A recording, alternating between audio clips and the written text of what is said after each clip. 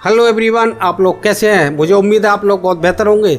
इस वीडियो में मैं आपको बताने जा रहा हूं कि आप अपनी रिवाइज रिटर्न कैसे जमा कर सकते हैं। मैं ये भी बता दूं आपको कि आपको रिवाइज रिटर्न क्यों जमा करनी पड़ सकती है। इसका सबसे पहला रीज़न है डिफेक्टिव रिटर्न। अगर आपने रिटर्न जमा की है और डिफेक्टिव रिटर्न का आपके पास इनकम टैक्स डिपार्टमेंट की तरफ से नोटिस आ जाता है तो फिर आपको रिवाइज रिटर्न जमा करना पड़ेगी 31 दिसंबर से पहले। इसके अलावा अगर आपने कोई गलत इनकम शो कर रखी है, यानी कोई कम इनकम शो की है या ज़्यादा इनकम शो की है, यानी कम इनकम शो की है और आप चाहते हैं मैं ज़्यादा इनकम शो करना, तो आप रिवाइज रिटर्न जमा कर सकते हैं। या आपने शॉर्ट इनकम शो की है, कोई ऐसी इनकम है जो आपकी इनकम रह गई है, तो फिर आप रिवाइज रिटर्न जमा करके उसको वहाँ पर शो कर सकते हैं। इसके साथ साथ कुछ इनकम होती है, जैसे इनकम फ्रॉम अदर सोर्सेज में होती है, वहाँ पर आपकी कोई इनकम वहाँ चढ़ाने से रह गई है तो भी आप रिवाइज रिटर्न जमा करा के उसको सही कर सकते हैं। या आपको अपना एड्रेस वगैरह सही करना है तो आप रिवाइज रिटर्न जमा कर सकते हैं। इसके अलावा बहुत से रीज़न हो सकते हैं, जैसे आपने जो डिडक्शन क्लेम की है वो ज़्यादा क्लेम कर रखी हैं, या आपने डिडक्शन कम क्लेम की है, आप ज़्यादा डिडक्शन क्लेम करना चाहते हैं तो भी रिवाइज रिटर्न जमा कर सकते हैं। या आपने कोई एग्जम्पशन या इसके अलावा कोई एग्जम्प्ट इनकम आपकी हुई है वो अगर आप ऐड करना चाहते हैं, जैसे आपकी LIC वगैरह की पॉलिसीज़ है वो मैच्योर हुई है, तो LIC की जो मैच्योर हुआ अमाउंट है उसको दिखाना ज़रूरी होता है। वो एग्जम्प्ट इनकम होती है लेकिन उसको आप एग्जम्प्ट इनकम में शो करेंगे और वो रह गया है आपका ऐड करना, तो आप रिवाइज रिटर्न जमा कर सकते हैं। तो दोस्तों आइए मैं आपको बताता हूँ कि आप अपनी रिवाइज इनकम टैक्स यानी अमेंडमेंट भी हम कह सकते हैं, लेकिन इसका सही नाम है वो रिवाइज रिटर्न है। तो रिवाइज रिटर्न आप कैसे जमा करेंगे आइए मैं आपको बताता हूँ। अब मैं आपको स्क्रीन पर दिखाता हूँ। सबसे पहले कि आपके पास ईमेल पर किस तरह से नोटिस आता है।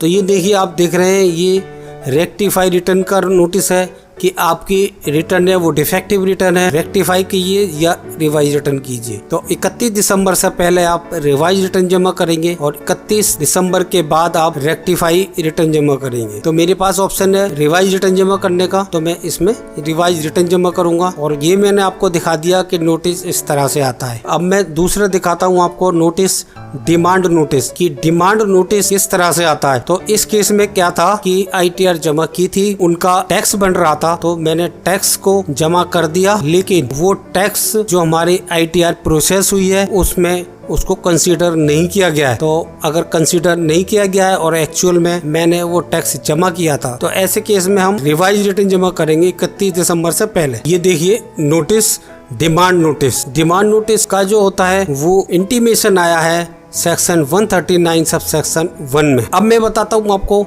अपनी रिवाइज ITR कैसे जमा करेंगे। उसके लिए आपको पता ही होगा कि आप इनकम टैक्स की वेबसाइट खोलेंगे, लेकिन मैं आपको शुरू से बता देता हूँ। आपको गूगल पर जाना है और गूगल पर जाने के बाद यहाँ टाइप करना है E-फाइलिंग इनकम टैक्स, और E-फाइलिंग इनकम टैक्स जब आप सर्च करेंगे तो आपको कई ऑप्शन मिलेंगे। तो उन ऑप्शनों में आपको एक ऑप्शन होगा इनकम टैक्स डिपार्टमेंट होम का, तो यहाँ पर आपको क्लिक करना है। आप यहाँ पर क्लिक कर देंगे तो इस तरह से ये इनकम टैक्स की वेबसाइट खुल जाएगी और ऊपर लिखा हुआ है लॉगिन, आपको लॉगिन करना है। और अगर आप पहली बार रिटर्न जमा कर रहे हैं तो आपको रजिस्ट्रेशन की ज़रूरत पड़ेगी, तो ऊपर रजिस्ट्रेशन लिखा हुआ है, यहाँ क्लिक करके आपको ये फॉर्म फिल करना है, तो वो आपका रजिस्ट्रेशन हो जाएगा। रजिस्ट्रेशन कैसे करते हैं इसके बारे में मैंने अपनी एक वीडियो बनाई हुई है, आप वो वीडियो देख सकते हैं कि रजिस्ट्रेशन किस तरह किया जाता है। लॉगिन पे हम क्लिक करेंगे तो इस तरह देखिए यहाँ पर लॉगिन करना है और यहाँ पर हमसे मांग रहा है अपनी यूज़र ID।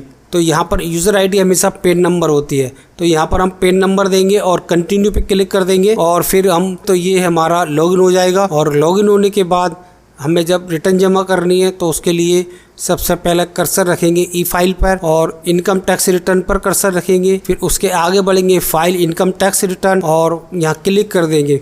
यहाँ क्लिक करने के बाद फिर देखिए यहाँ पर असेसमेंट ईयर पूछेगा, तो हमें असेसमेंट ईयर देना है। हमारी असेसमेंट ईयर है 24-25, तो हम यहाँ 24-25 को सिलेक्ट करेंगे और ऑनलाइन पे सिलेक्ट करेंगे और फिर कंटिन्यू लिखा हुआ है यहाँ से क्लिक करेंगे और फिर यहाँ पर देखिए स्टार्ट न्यू फाइल लिखा हुआ है, यहाँ पर हम क्लिक करेंगे और यहाँ पर इंडिविजुअल पे सिलेक्ट करके कंटिन्यू पे क्लिक करेंगे और फिर यहाँ पर हमें फॉर्म सिलेक्ट करना है कि हमें कौन सा फॉर्म जमा करना है। तो हमें फॉर्म नंबर 1 जमा करना है।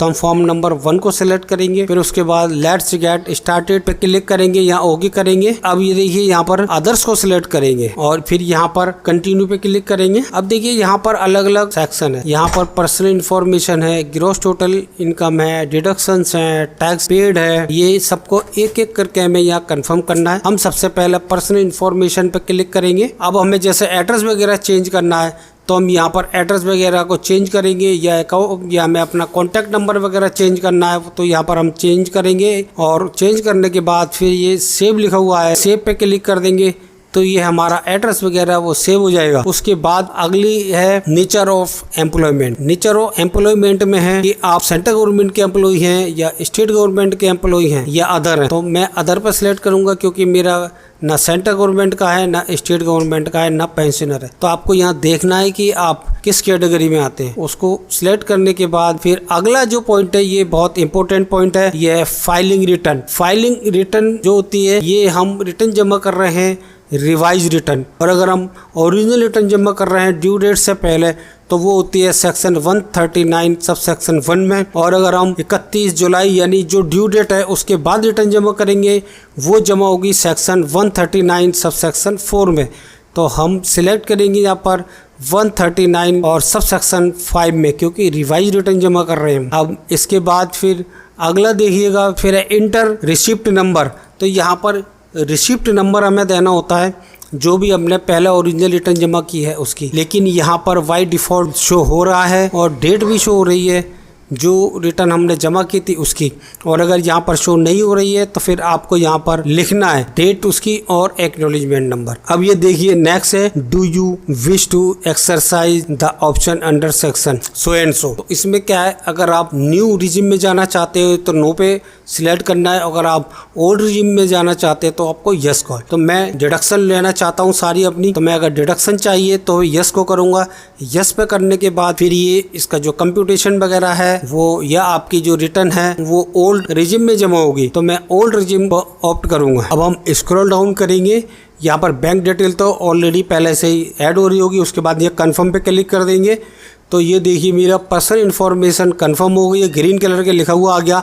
अब आगे मैं ग्रॉस टोटल इनकम को कंफर्म करूँगा, उसके लिए मैं ग्रॉस टोटल इनकम पर क्लिक करूँगा और फिर इस तरह से ये देखिए ओपन होगी। अब यहाँ पर एग्जम्पशन शो होगी कि आपको जो जो एग्जम्पशन चाहिए वहाँ पर यस करना है और जो एग्जम्पशन नहीं चाहिए वो नो पे क्लिक करना है आपको। तो मुझे एक एग्जम्पशन चाहिए HRA की, तो मैं देखिए यहाँ पर HRA का अमाउंट ऑलरेडी शो हो रहा है, लेकिन हम यहाँ पर चेक करेंगे कि हमारा जो HRA का अमाउंट है ये शो हो रहा है या नहीं, सही शो हो रहा है, क्योंकि ये हमारा फॉर्म नंबर 16 में शो हो रहा है। अगर आपका HRA का अमाउंट फॉर्म नंबर 16 में शो हो रहा है तो यहाँ पर ऑटोमेटिक शो करेगा। अगर कोई डिफरेंसेस है, कम या ज़्यादा आपको क्लेम करना है तो यहाँ पर आप ऐड कर सकते हैं। जैसे आपने ज़्यादा दिया है और फॉर्म 16 में कम है तो आप यहाँ पर चेंजेस कर सकते हैं अपना जो एक्चुअल है उसके हिसाब से। और अगर आपको चेंजेस करनी है तो यहाँ पर देखिए नीचे लिखा हुआ है do you agree with information, तो आपको लिखेंगे नो पे क्लिक करेंगे और फिर जो अमाउंट आपको क्लेम करना है वो अमाउंट यहाँ डाल देंगे। और मेरा ये सही शो हो रहा है तो मैं यस पे क्लिक करूंगा। अब हम आगे बढ़ते हैं। अब इसके अलावा मुझे कोई और एग्जाम्पशन नहीं चाहिए। अब मैं यहाँ पर कंटिन्यू लिखा हुआ है उस पर क्लिक करूंगा। अब अगला है वेरीफाई योर इनकम सोर्सेज। अब यहाँ पर जो आपकी इनकम है, जो भी इनकम के सोर्सेज है वो इनकम का अमाउंट यहाँ पर डालना है। जैसे income from salary, income from house property और इनकम फ्रॉम अदर सोर्सेज। तो जो सैलरी का अमाउंट है वो यहाँ पर ऑटोमेटिक आ गया ग्रॉस सैलरी पे। तो मैं फॉर्म नंबर 16 में देखूंगा जो मेरा ग्रॉस सैलरी है उसका अमाउंट यहाँ सही है या नहीं। अगर यहाँ पर कोई चेंजेस करना है तो जो एडिट लिखा हुआ है यहाँ पर क्लिक करेंगे और फिर ये अमाउंट को हम चेंजेस कर सकते हैं। कभी कभी क्या होता है कि हमने सैलरी 2 एम्प्लॉय से ली साल में, लेकिन फॉर्म नंबर 16 मुझे एक नहीं दिया है बस खाली, तो जो दूसरे ने मुझे सैलरी दी है उसका अमाउंट भी यहाँ पर ऐड होगा।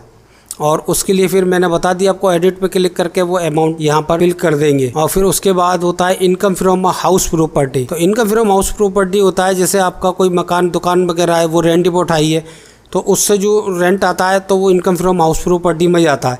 तो उसके लिए यहाँ पर जो ऐड लिखा हुआ है यहाँ पर क्लिक करेंगे और वहाँ पर जो भी रेंट वगैरह मिलता है उसका अमाउंट वगैरह डाल देते हैं। और फिर उसके बाद है इनकम फ्रॉम अदर सोर्सेज। और इनकम फ्रॉम अदर सोर्सेज जो होता है वो होता है जैसे बैंक से इंटरेस्ट मिला है मुझे, चाहे वो सेविंग का हो या एफडीज वगैरह का हो या डिविडेंड वगैरह हो, ये सारे इनकम फ्रॉम अदर सोर्सेज में जाते हैं। तो मैं यहाँ पर देखिए मेरा जो अमाउंट शो हो रहा है वो सही शो हो रहा है, जो कि AIS में शो हो रहा है। और इसके अलावा कुछ इंटरेस्ट अगर आपको मिला हो जो कि AIS में शो नहीं हो रहा है तो वो यहाँ पर आपको ऐड करना है। तो ऐड करने के लिए यहाँ पर जो बॉक्स हुआ है इसको सिलेक्ट करेंगे और एडिट लिखा हुआ है उस पर क्लिक कर देंगे।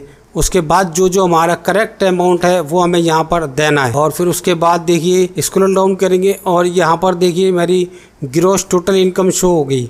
तो मेरी यहाँ पर सारी जो भी इनकम है वो यहाँ पर शो हो रही है और ग्रॉस मेरी टोटल इनकम यहाँ शो हो रही है। और फिर उसके बाद देखिए और स्क्रॉल डाउन करेंगे, इसके साथ साथ यहाँ पर एग्जम्प्ट इनकम लिखा हुआ है। अगर आपकी कोई एग्जम्प्ट इनकम है जैसे LIC वगैरह से कोई पैसा मिलता है, आपकी पॉलिसी मैच्योर हुई है तो वो यहाँ पर डाली जाएगी। और फिर उसके बाद अब ये देखिए कन्फर्म लिखा हुआ है, यहाँ क्लिक कर देंगे तो ये मेरी देखिए ग्रॉस टोटल इनकम कंफर्म हो गई है। और इसके बाद टोटल डिडक्शन लिखा हुआ है, यहाँ पर क्लिक करेंगे इसको कंफर्म करने के लिए। अब यहाँ पर देखिए जो भी डिडक्शंस आप ले सकते हैं उसकी सारी लिस्ट होगी एक एक करके, और जो भी आपको डिडक्शन लेना है उसमें यस कीजिए और उसमें अमाउंट लिखने का ऑप्शन आ जाएगा, वो आपको अमाउंट लिखना है। और जो नहीं चाहिए उस पर नो पे क्लिक करना है। लेकिन मेरे इस केस में मुझे 80C की चाहिए, तो जो 80C का ऑप्शन है वहाँ पर मैं यस करूँगा। लेकिन मेरी यहाँ पर देखिए 80C का जो डिडक्शन है ऑटोमेटिक 1,50,000 रुपये का आ गया है, तो मुझे फिल करने की ज़रूरत नहीं है। लेकिन मुझे यहाँ पर कंफर्म करना होता है कि अगर अमाउंट सही है तो यस, और अगर आपका अमाउंट सही नहीं है तो नो पे कर दीजिए। और इसके साथ साथ मुझे 80D की डिडक्शन चाहिए, तो 80D की डिडक्शन के लिए यहाँ पर यस करूँगा। लेकिन 80D की डिडक्शन के अमाउंट का ऑप्शन आगे आएगा। और फिर मुझे चाहिए 80 TTA का, और 80 TTA का भी यहाँ पर फिल करने का ऑप्शन नहीं होगा, वो आगे मिलेगा, तब मुझे फिल करना है। तो देखिए अब स्क्रॉल डाउन करेंगे, अब जो नहीं चाहिए उस पर नो करेंगे। फिर ये देखिए कंटिन्यू लिखा हुआ है, जहाँ कंटिन्यू पे क्लिक कर देंगे। अब ये देखिए यहाँ पर देखिए 80D की शो हो रही है लेकिन यहाँ पर 0 हो रही है, जैसे मैंने आपको बताया था आगे भरना है। तो उसके लिए यहाँ पर एडिट लिखा हुआ है, यह क्लिक करेंगे और इसके बाद यहाँ पर ऑप्शन आएगा कि आप अकेले हैं या आपके जो पेरेंट है वो सीनियर सिटीजन है। अगर आप सीनियर सिटीजन पेरेंट के साथ रहते हैं तो आप 50,000 रुपये तक का आपको डिडक्शन मिल जाएगा अगर आप पूरी फैमिली के लिए अपना इंश्योरेंस वगैरह कराते हैं। और अगर आप अकेली अपनी फैमिली के लिए कराते हैं जिसमें पेरेंट्स नहीं है तो फिर आपको 25,000 रुपये का डिडक्शन मिलेगा। अब इसको यहाँ पर सेव पे क्लिक करेंगे। ये देखिए मेरी 80C की हो गई, 80D की हो गई, लेकिन अभी 80 TTA की और लेना है मुझे, तो यहाँ पर 80 TTA में ऐड करने का ऑप्शन है, यहाँ पे क्लिक करूँगा और फिर यहाँ पर देखिए यहाँ अमाउंट डालूंगा। यहाँ पर 10,000 रुपये तक का मैं एग्जाम्पशन, यहाँ पर 10,000 रुपये तक का डिडक्शन ले सकता हूँ और मेरा पूरे 10,000 रुपये का नहीं है तो मेरा कम है। देखिए अमाउंट एलिजिबल फॉर डिडक्शन लिखा हुआ है, तो मैं उतना ही मेरा मिलेगा जितना मुझे सेविंग बैंक से इंटरेस्ट मिला। देखिए ये मेरा सेविंग बैंक से इंटरेस्ट कम मिला है तो मुझे कम का डिडक्शन मिलेगा। अब यहाँ पर देखिए हमारी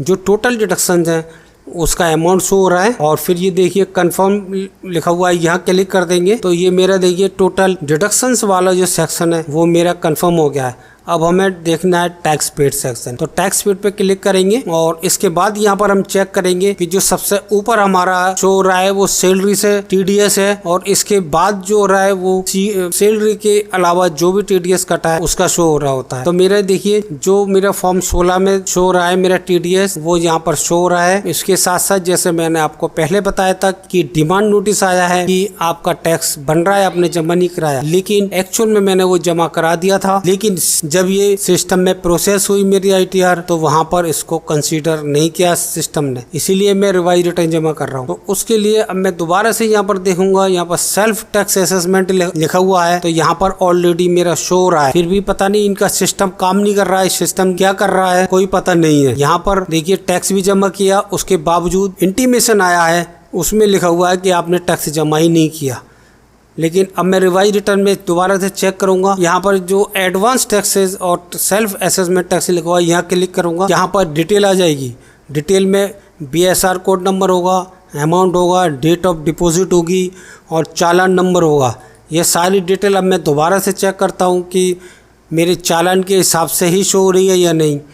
तो देखिए मैंने चेक कर ली कि मेरी जो डिटेल है जो शो हो रही है वो चालान के ही हिसाब से है। और अब इसको हम चेक करने के बाद नीचे जो सेव लिखा हुआ है सेव पे क्लिक कर देंगे। अब ये देखिए मेरी यहाँ पर जो टैक्स पेड है, टैक्स पेड में क्या है, जो भी मैंने टैक्स पेड किया है वो और मेरा TDS दोनों मिला करके ये टोटल टैक्स पेड हो गया। अब मैं चेक करूँगा कि मेरा जो टोटल टैक्स पेड है वो अमाउंट सही है या नहीं। तो ये मेरा जो टैक्स अमाउंट है वो मेरा सही है। अब फिर मैं इसको कंफर्म करूंगा। अब ये देखिए मेरा टैक्स पेड वाला पार्ट है वो कंफर्म हो गया। अब टोटल टैक्स लायबिलिटी वाला पार्ट है उसको कंफर्म करेंगे। और ये मेरा देखिए दोनों अमाउंट मैच हो रहे हैं, यानी टैक्स पेड कितना है और टैक्स लायबिलिटी कितनी बन रही है। तो इसका मतलब ये है कि मुझे अब टैक्स जमा नहीं करना है। अगर यहाँ पर डिफरेंस होगा यानी टैक्स लायबिलिटी मेरी ज़्यादा होगी और टैक्स पेड कम होगा तो फिर मुझे और टैक्स जमा करना पड़ेगा। लेकिन यहाँ पर मेरी देखिए टैक्स लायबिलिटी और टैक्स पेड बराबर हैं तो मुझे कोई टैक्स नहीं जमा करना। और इसको स्क्रॉल डाउन करेंगे और ये प्रोसीड लिखा हुआ है यहाँ पर क्लिक कर देंगे। अब ये प्रीव्यू रिटर्न लिखा हुआ है यहाँ पर क्लिक करेंगे और फिर उसके बाद ये देखिए स्क्रॉल डाउन करेंगे। अब प्रोसीड टू वैलिडेशन लिखा हुआ है यहाँ क्लिक करेंगे। अब ये देखिए मेरा वैलिडेशन सक्सेसफुल लिखा हुआ आ गया है। इसका मतलब ये है कि मैंने जो रिटर्न जमा की है यहाँ पर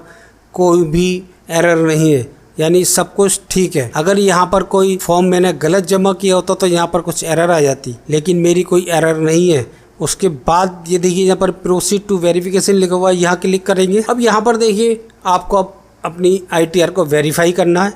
आप जब तक वेरीफाई नहीं करेंगे जब तक आपकी रिटर्न कंप्लीट नहीं होगी। अब मैं पहले बार यहाँ पर वेरीफाई नहीं करूँगा, यहाँ पर सिर्फ सबमिट करूँगा। तो उसके लिए क्या है यहाँ पर E-वेरीफाई लेटर पे क्लिक करूँगा क्योंकि मेरे पास अभी OTP नहीं आ सकता है।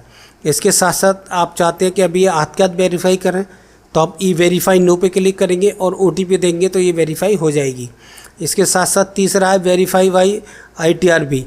तो इसमें क्या है कि आप यहाँ भी सबमिट कर देंगे और उसका एक्नॉलेजमेंट है उसको आपको बेंगलोर भेजना पड़ेगा साइन करने के बाद। लेकिन मैं E-वेरीफाई लेटर पे क्लिक करूँगा तो ये मैंने क्लिक कर दिया और फिर ये कंटिन्यू लिखा हुआ है यहाँ पर क्लिक करूँगा। अब यहाँ पर कंटिन्यू लिखा हुआ है पॉपअप में तो यहाँ कंटिन्यू पे क्लिक करूँगा और यहाँ पर लिखा हुआ है कि आप 30 दिन के अंदर आपको ये वेरीफाई करनी है। अब ये देखिए मेरी ITR सबमिट हो गई है और ये लिखा हुआ आ गया you still need to e verify within 30 days, यानी मुझे 30 दिन के अंदर इसको वेरीफाई करना है। अब मुझे वेरीफाई करने के लिए फिर ऊपर फाइल लिखा हुआ है वहाँ पर अपना कर्सर रखना है और इनकम टैक्स रिटर्न पे कर्सर रखूंगा और फिर आगे बढ़ूंगा। फिर फाइल इनकम टैक्स रिटर्न लिखा हुआ है यहाँ कर्सर रखने के बाद फिर E-वेरीफाई रिटर्न पे क्लिक कर दूंगा। उसके बाद देखिए इस तरह से आपको शो करेगा और यहाँ पर E-वेरीफाई लिखा हुआ है यहाँ पे क्लिक कर दूंगा। तो अब यहाँ पर देखिए ऑप्शन मुझे मिल रहे हैं कई तरह से E-वेरीफाई करने के, है ना। आप DSC से भी कर सकते हैं और जो आपके पास आधार नंबर है उस आधार में जो भी मोबाइल रजिस्टर्ड है उसमें OTP जाएगा उसके थ्रू कर सकते हैं, या डीमेट अकाउंट में जो मोबाइल नंबर दिया हुआ है उसके थ्रू कर सकते हैं, या इंटरनेट बैंकिंग के थ्रू आप इसको वेरीफाई कर सकते हैं। लेकिन मैं जो सिलेक्ट करूँगा वो करूँगा आधार OTP। तो इसको यहाँ पर सिलेक्ट कर देंगे और सिलेक्ट करने के बाद कंटिन्यू पे क्लिक करेंगे और फिर उसके बाद यहाँ पर I agree to validate my Aadhaar detail पर सिलेक्ट करके फिर जनरेट आधार OTP पे क्लिक कर दूंगा। अब देखिए यहाँ पर OTP देना है और मेरा OTP पहुँच गया है। अब मैं OTP देता हूँ यहाँ पर। अब ये देखिए मैंने OTP दे दिया और वैलिडेट पे क्लिक कर दिया। अब ये देखिए मेरी ITR वेरीफाई हो गई है और ये लिखा हुआ आ गया रिटर्न E-वेरीफाइड सक्सेसफुली। तो अब मेरा ये फाइनल सबमिशन हो गया। अब मुझे कुछ भी नहीं करना, पहले रिटर्न जमा की, सबमिट की, फिर इसको वेरीफाई भी कर दिया। अगर आप इसको वेरीफाई नहीं करेंगे तो फिर आपकी रिटर्न को माना नहीं जाएगा। फिर आप 30 दिन के बाद डिफेक्टिव रिटर्न में आ जाएंगे, फिर आपको दोबारा से रिटर्न जमा करने पड़ेगी विद पेनल्टी के साथ। अब ये मेरी रिटर्न जमा हो गई है। अब मुझे चाहिए एक्नॉलेजमेंट नंबर और जो मैंने फॉर्म जमा किया है उसकी कॉपी। तो उसके लिए डाउनलोड लिखा हुआ है यहाँ पर डाउनलोड एक्नॉलेजमेंट, तो यहाँ पर मैं क्लिक करूँगा। फिर इसके बाद देखिए यहाँ पर पाथ देना है, फाइल नेम देना है, नाम दूंगा और नाम देने के बाद इसको सेव पे क्लिक कर दूंगा। तो ये मेरी देखिए डाउनलोड हो गई है। अब मैं अपना फॉर्म जमा करूंगा। फॉर्म जमा करने के लिए डाउनलोड रिटर्न पे क्लिक करूंगा। डाउनलोड पे मैंने डाउनलोड रिटर्न पे क्लिक कर दिया। अब ये देखिए मेरा सेम वैसे ही करना है, यहाँ पाथ देना है और फाइल नेम देना है और सेव पे क्लिक कर दिया।